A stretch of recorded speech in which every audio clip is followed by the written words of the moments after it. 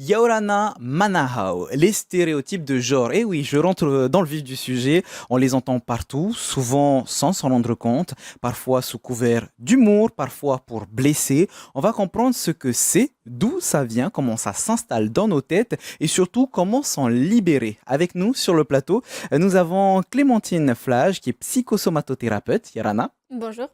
et Karel Luciani, président de l'association Cousin-Cousine, Yarana. Yorana. On débunk les idées reçues, les stéréotypes de genre, femmes, hommes, déconstruire les clichés, c'est tout de suite dans Manava, votre émission Infoservice.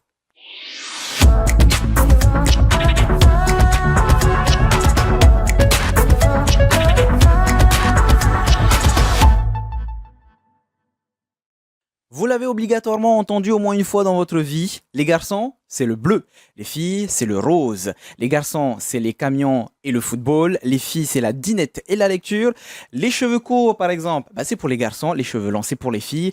Si ça vous semble logique et enfantin, vous avez certainement été confronté à des stéréotypes plus cinglants et plus problématiques, comme par exemple les hommes sont tous infidèles, la place de la femme est dans la cuisine, et si ça peut en faire rire certains, d'autres en subissent malheureusement les conséquences. Toutes ces idées reçues portent un nom, des idées reçues, des stéréotypes qui, malgré les années, ont la vie dure. Justement, Clémentine, on commence avec toi. Tu as proposé cette émission à notre équipe car ça relevait presque d'une nécessité de parler des stéréotypes, et en faisant mes recherches, je me suis rendu compte que sur Haïti, personne n'en parle.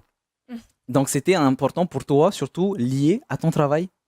C'est ça. Je reçois beaucoup plus de femmes en consultation. Déjà, ça, c'est un stéréotype. C'est les femmes qui sont instables mentalement, hein, alors que beaucoup d'hommes devraient venir consulter aussi.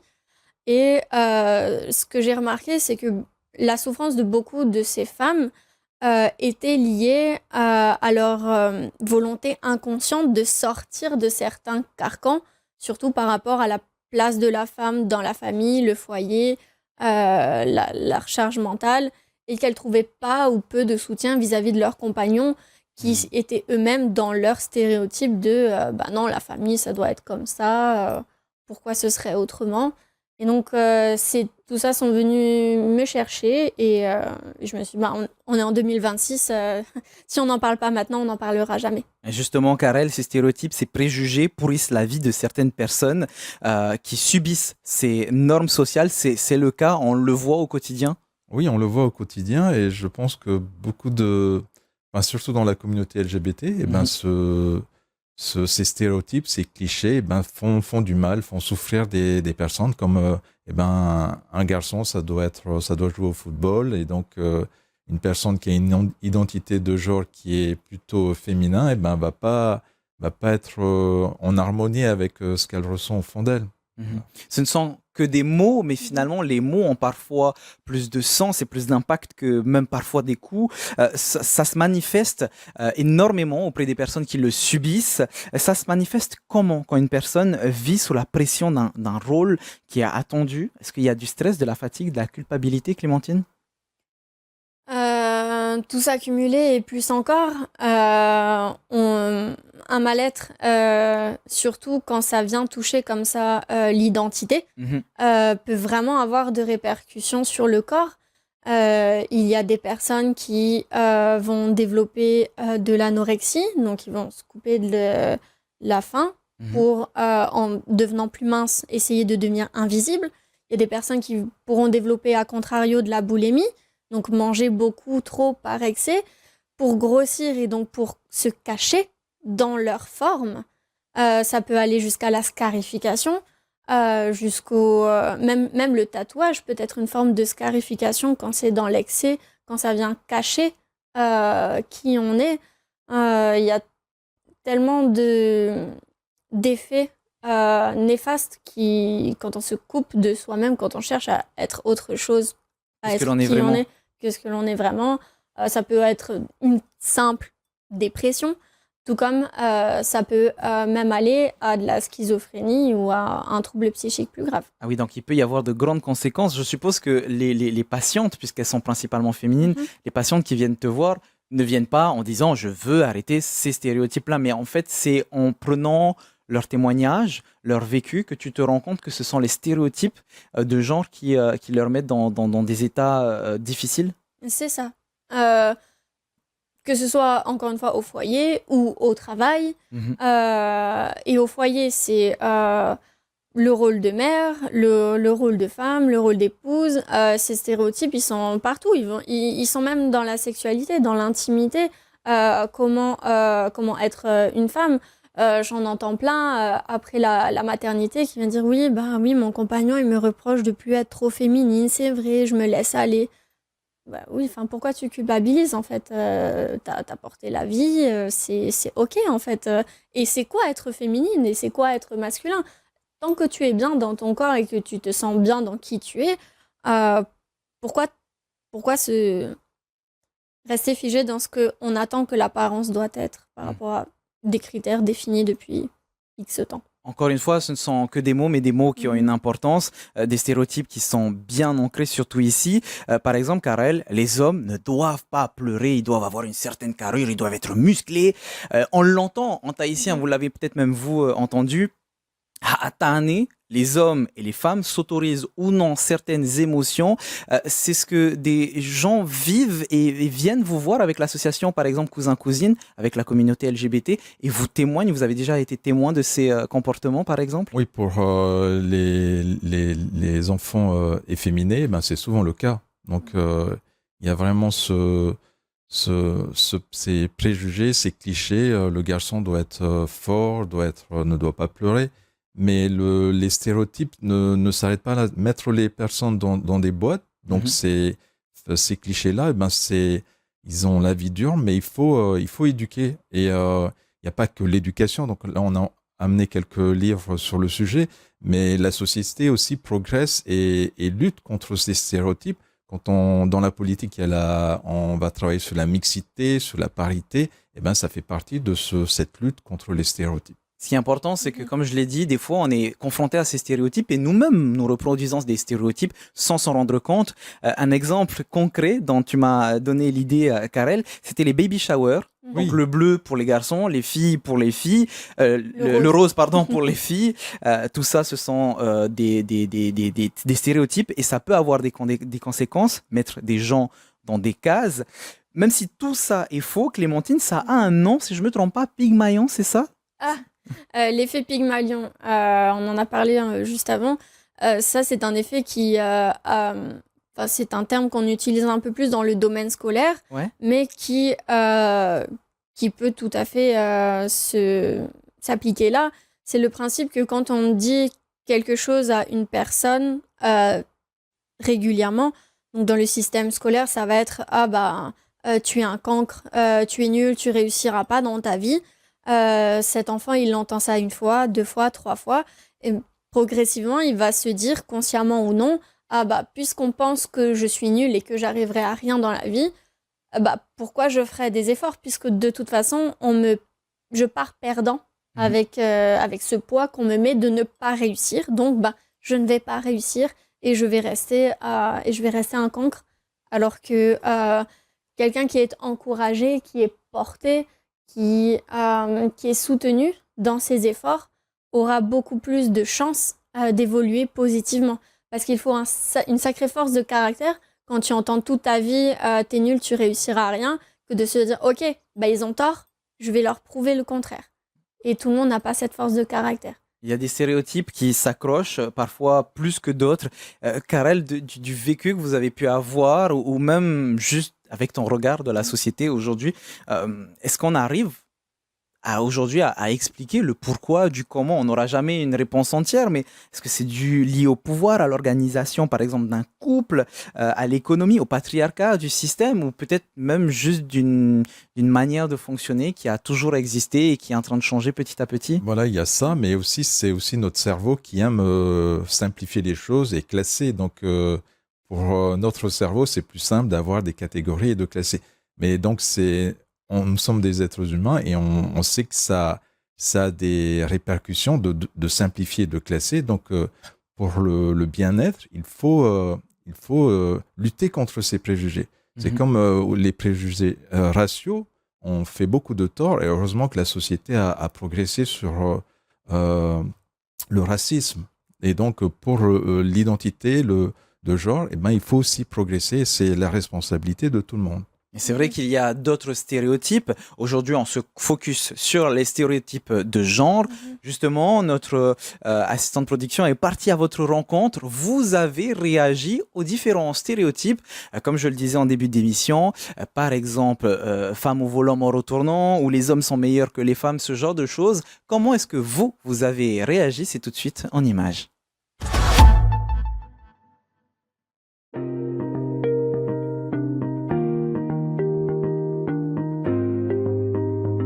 À peu près toutes en fait. Celle qui me marque le plus, c'est quand même la femme à la cuisine parce que c'est vraiment un préjugé le plus connu. Faut avancer quoi, parce qu'on en a marre, c'est bon.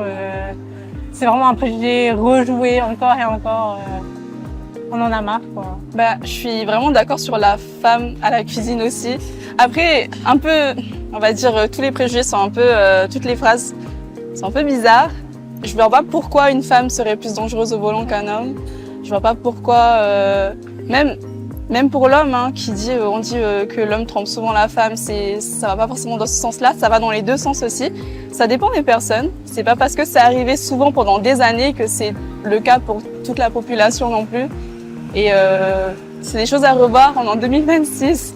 C'est pas, il y a de la diversité dans le monde, quoi. Donc, Ils me dérangent tous. Ils me dérangent tous. Il y en a aucun qui est vrai en fait. C'est question de personnalité plus et d'éducation plus que de sexe, je pense. Je pense que ça évolue. Même s'il y a des choses qui restent, notamment sur les disciplines sportives, bien que ça évolue un peu. Je vois, moi, ma fille fait de la danse. J'ai essayé de lui proposer d'autres activités, d'autres sports, mais elle a voulu s'orienter vers la danse. Le beau-fils n'a pas voulu faire de la danse pour le coup. Il n'a pas voulu faire comme ça. L'idée, c'est pas de les forcer, c'est de leur faire comprendre que fille ou garçon, c'est possible. Prendre des exemples, parce qu'il y en a toujours. Non, c'est soit on s'est conduit, soit on s'est pas conduit. Je pense pas que c'est une question d'homme ou de femme. Par contre, je sais mieux faire la cuisine que mes ex. Je veux dire, le fait de savoir cuisiner, c'est pas une question d'homme ou de femme. Et soit tu le sais que tu as appris, et que soit à l'origine, soit tu le sais pas. Et puis voilà.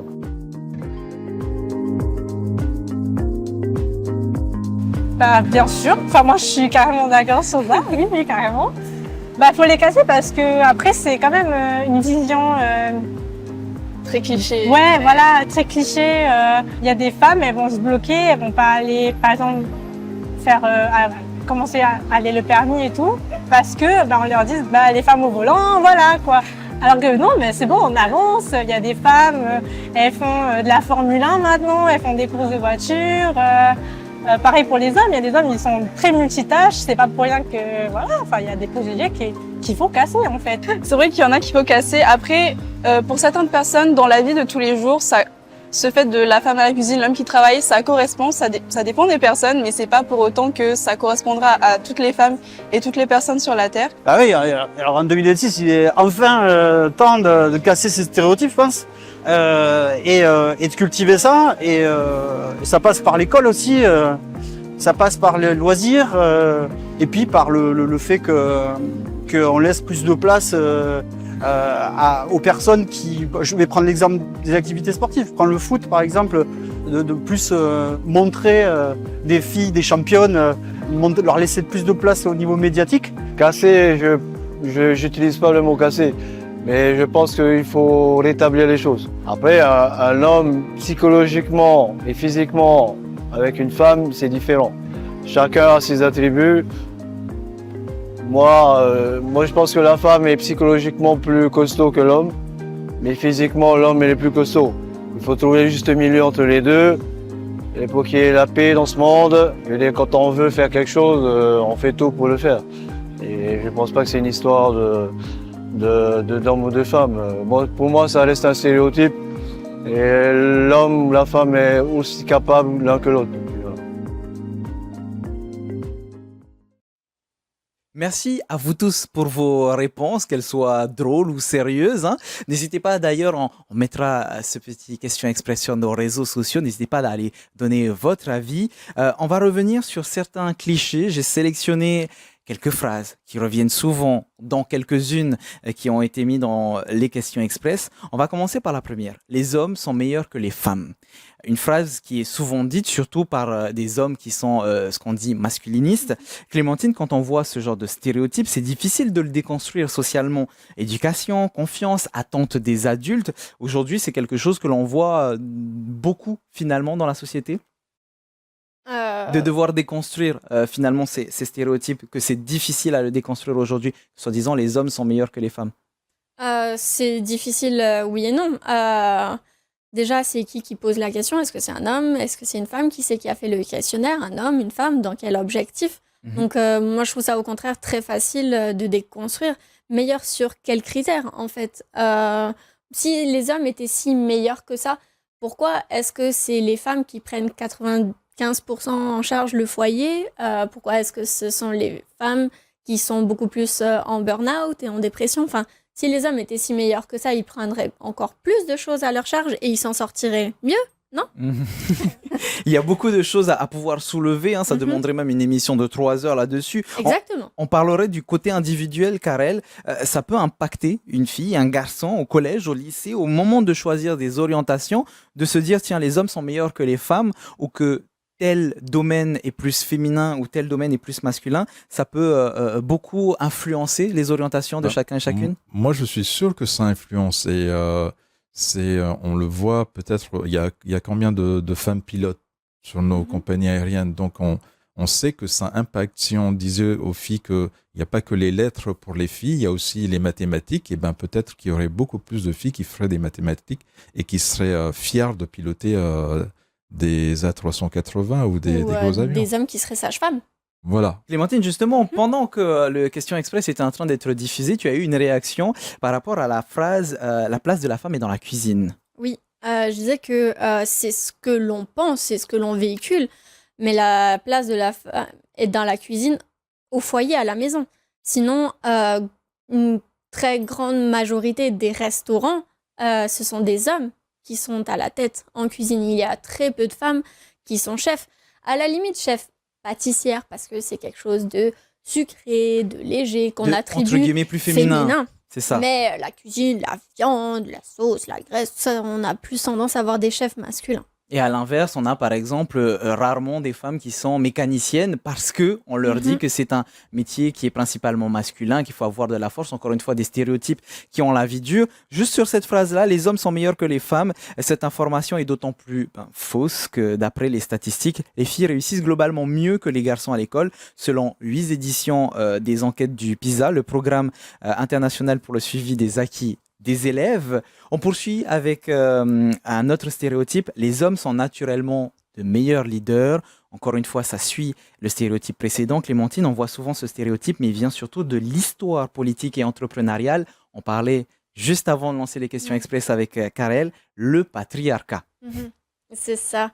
Alors, selon moi, ce n'est qu'un avis personnel, mais en fait, pourquoi est-ce qu'on est aussi empreint de ces stéréotypes-là? Pourquoi est-ce que, selon nous, un homme doit être comme ça et une femme doit être comme ça?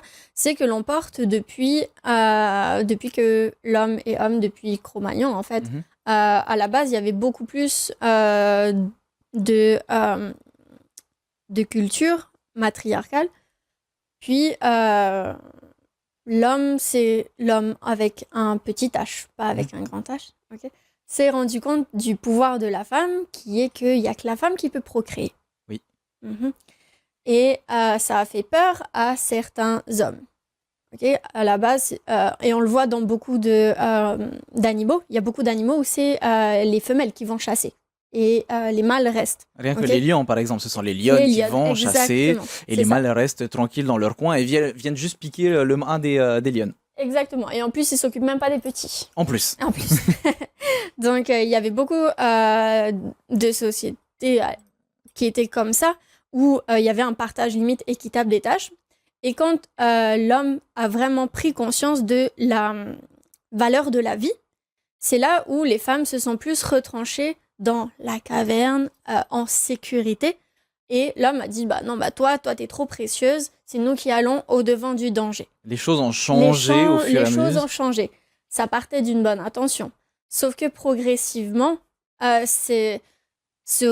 cette mise en retrait sous prétexte d'être précieux, sous prétexte que non, nous on va y aller, voilà, nous on est plus fort, vous êtes plus fragile. Déjà ça a commencé à s'instaurer et ça s'est de plus en plus cristallisé et encore plus avec la religion. Ok, il y a un Dieu, il est d'ordre masculin. Ok, même s'il y a des religions polythéistes, globalement il y a un seul Dieu. Pourquoi c'est pas une femme? Ok, et globalement tout ça a créé encore plus d'emprise sur ce que doit être une femme et sur ce que doit être un homme. Une très bonne phrase, ce que doit être une femme et ce que doit être un homme, ça rajoute vraiment une pression psychologique, on le rappelle depuis le début, Karel, que ce soit homme, femme, peu importe, tous ces stéréotypes et même les stéréotypes raciaux dont tu as parlé tout à l'heure, ça nous rajoute une pression, on doit être comme ça ou comme ça. Voilà, c'est ça. Et pour moi, je pense que lutter contre les stéréotypes, ça va donner plus de liberté et surtout aux enfants de choisir leur passion. Par exemple, le sport. Avant, les parents avaient presque jamais l'idée d'acheter une planche de surf pour une fille. Et aujourd'hui, on voit qu'on a des Polynésiennes qui sont championnes de surf. Et c'est l'évolution de des mentalités sur les stéréotypes qui fait qu'on laisse cette liberté et aujourd'hui une jeune Polynésienne peut être championne de surf et il n'y a pas la case surf que pour les garçons. Sur ce stéréotype, les hommes sont naturellement de meilleurs leaders. Il y a des méta-analyses en psychologie du travail qui montrent les différences d'efficacité en leadership entre les hommes et les femmes qui sont faibles. Finalement, un homme, une femme peut tout aussi bien être leader.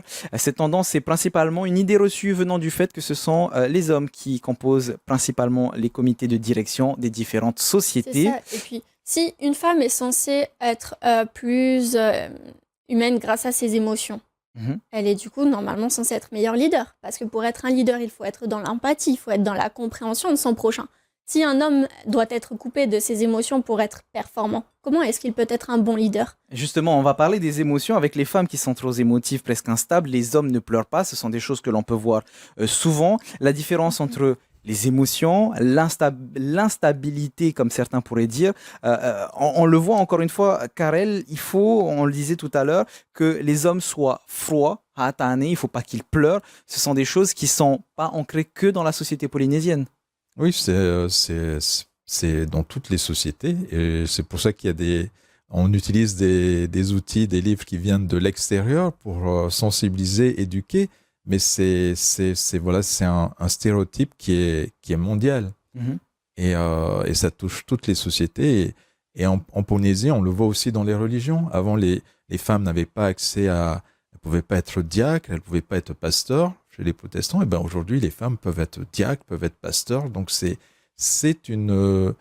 un progrès et les stéréotypes de genre sont cassés même à ces niveaux-là. Justement, ce stéréotype-là, selon Elliot Lees, la maître de conférence en neurosciences, les garçons de 11 ans ont 20% de chance en moins que les filles de pleurer. À 16 ans, le chiffre passe à 40%. Donc, ce stéréotype a une part de vérité. Mais c'est normal quand on invite les filles à exprimer leurs sentiments et aux garçons de taire les leurs. Donc là, c'est à la société de lutter pour briser ces stéréotypes. Celui-là est l'exemple parfait de pourquoi est-ce qu'il faut briser les stéréotypes, Clémentine? Oui, et puis au-delà de... on ne doit pas, il y a apprendre à gérer ses émotions et il y a aussi que malheureusement au-delà d'un stéréotype c'est une différence qui est fondamentale, qui est biologique, c'est que nous les femmes, nous avons des hormones différentes de ceux des hommes qui influent sur la gestion émotionnelle. Donc plutôt que de dire une femme elle est instable émotionnellement, déjà si on faisait un peu plus d'éducation émotionnelle et hormonale aussi, et aussi un peu plus d'empathie de la part des garçons, de se dire elle est différente de moi dans ses réactions, c'est ok, on peut peut-être le comprendre, on peut peut-être arriver à un consensus. Vous vous en doutez bien, il y a énormément de stéréotypes dont on n'a pas eu le temps de parler aujourd'hui. On s'approche petit à petit de la fin de cette émission. Il y a juste une dernière chose qui était important pour moi de préciser. Cette fameuse phrase qui peut peut-être vous faire rire, femme au volant, mort au tournant. Eh bien, d'après des sources de sécurité routière, je suis allé bien faire mes recherches, ça montre que les hommes ont des taux de mortalité routière plus élevés et sont donc associés à des conduites à risque. Vitesse, alcool, ceinture, 77% des hommes contre 22% des femmes. Donc comme quoi les stéréotypes ne sont pas fondés que sur des vérités. Là, c'est totalement le contraire. Les classements PISA, les statistiques, en vrai, laissant ça de côté et brisant nos stéréotypes, on n'en sera que plus heureux en se répartissant les rôles autrement, sans être enfermés dans nos idées reçues. Comme chaque fin d'émission, nous avons des références pour vous aider dans la lutte de ces stéréotypes. On a déjà un premier livre.